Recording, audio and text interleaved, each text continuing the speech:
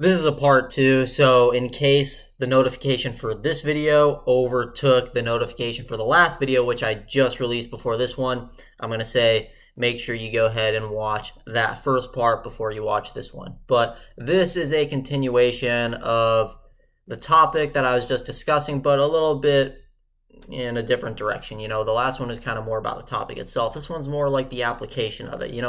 The fact that love can go deeper than oneness or, really any metaphysical position for that matter means that, metaphysical realizations or just realizations or awakenings in general don't have to be necessary in order to cultivate love. Now, yes, they can help, obviously. I'm not saying that they can't. Certainly, profound, spiritually transformative experiences can play a huge role in how people interact with people in their own lives, not just people, but, just animals, things in general, right? I mean, they can definitely change all of that. They can be a huge impact on all that. So I'm not saying they're unnecessary. My point is just that it's something that can be cultivated independently of those things.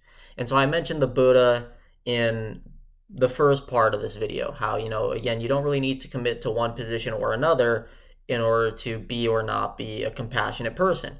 Likewise, there are some things to be compared with Confucianism in this regard. Now, I don't really quite agree with all the aspects of like Confucian ethics and things like that, but the reason I'm bringing it up is because Confucius was also said to be a person who did not really talk a lot about metaphysics. He didn't really seem to focus on those things. He really focused more on cultivating one's own self, one's own heart, one's ethics, essentially, right? And so the analogy I'm drawing here is that I think that holds a similarity to the subject we're going over here, that, you can cultivate your own heart regardless of whichever metaphysical position you hold or don't hold. Again, you can find just as many justifications to be compassionate in one as you could in another, or just as many justifications to lack compassion in one as you do in some of the others. So cultivation of the heart is something which really transcends metaphysics. It goes deeper than it in the sense that, as I've said, it is independent of it. Again, one can help the other. So when I say that they are independent, I'm not saying that they can't inform one another. No, independent just means that even though they can inform each other, one is not necessary in order to cultivate the other. They can, but they don't need to. That's essentially what I'm saying. So with that said, you can almost take love and compassion deeper than oneness, where, again, as I said in the first part, it does not matter if oneness were to dissipate into zeroness, right? So it's like you go from oneness to zeroness.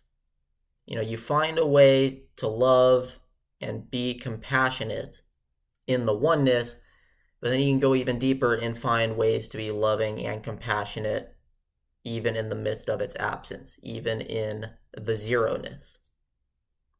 Hell, even in negativity, right? Let's go from oneness to zeroness to negativity. Again, like a parent loving their child, if the oneness were to vanish, into zeroness, even if they were separate from their child, they could still love it. What if that child were to grow up and end up hating the parent with every fiber of their being? Could the parent still love that child, even if the child was directly opposed to the parent, right? Sort of like just a negative alignment or opposition. Could that parent still love the child? See, so love can really just pierce through all of that. Oneness, zeroness, negativity, manyness. It's just so transcendent to those things that even if those things can help, it's not entirely needed. You see that? And so a lot of people will bring up the idea that if everybody in the entire world were to have a realization or an experience of oneness, half of our problems would be fixed. I hear this a lot, but I'm not quite so certain of that.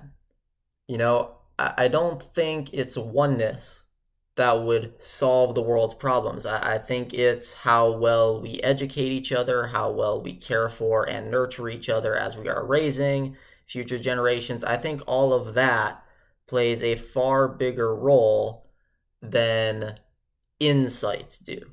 Even specific insights like oneness. I don't think the insights themselves are what create the largest impact.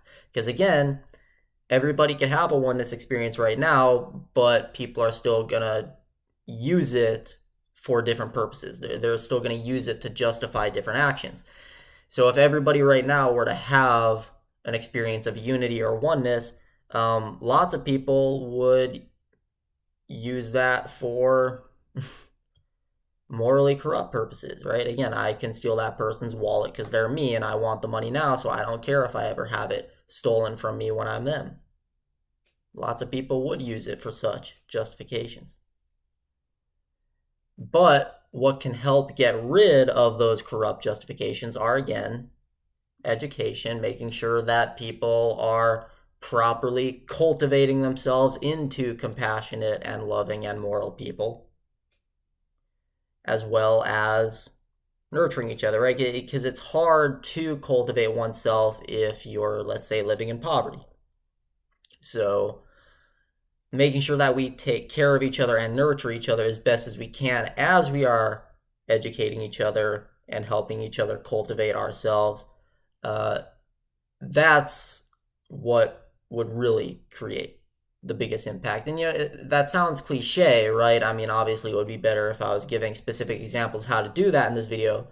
So yeah, it sounds too cliche, but there really is something to it that, again, the insight itself is not what matters. It's how you cultivate that, how you cultivate yourself in the midst of that insight or lack thereof. Because even if the insight vanishes, you can still find ways to cultivate yourself. So likewise, even if the insight is there, you can find ways to not cultivate yourself.